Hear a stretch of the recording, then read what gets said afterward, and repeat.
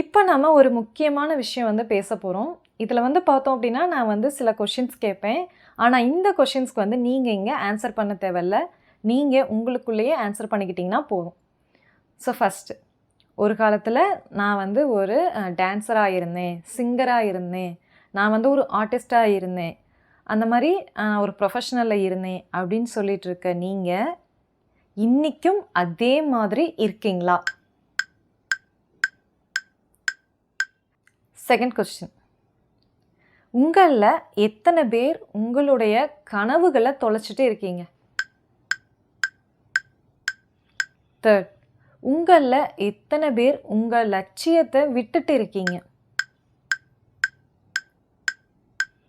Fourth, உங்களில் எத்தனை பேர் உங்களுடைய சுயத்தை தொலைச்சிட்டு இருக்கீங்க? ஸோ இதுக்கெல்லாம் நீங்கள் ஆன்சர் சொல்லியிருப்பீங்க.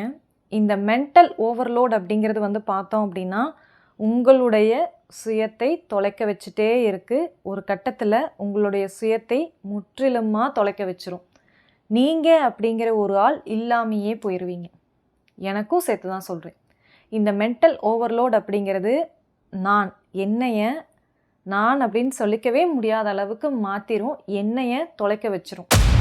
அதுதான் இந்த மென்டல் ஓவர்லோடோட வேலை.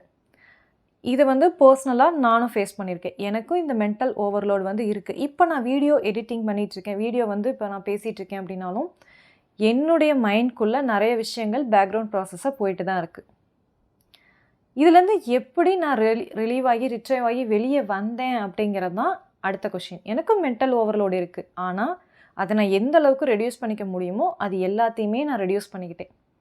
அது எப்படி, இது என்ன அப்படிங்கிறது தான் இந்த வீடியோவில் நான் இப்போ பேசிகிட்ருக்கேன். நீங்களும் உங்களுடைய சுயத்தை தொலைச்சிட்டோம் அப்படின்னு நினச்சிங்கன்னா அதுலேருந்து மீண்டு வர்றதுக்கு நான் இப்போ டிப்ஸ் சொல்கிறேன். இந்த டிப்ஸ் எல்லாம் வந்து நீங்கள் யூஸ் பண்ணிக்கோங்க.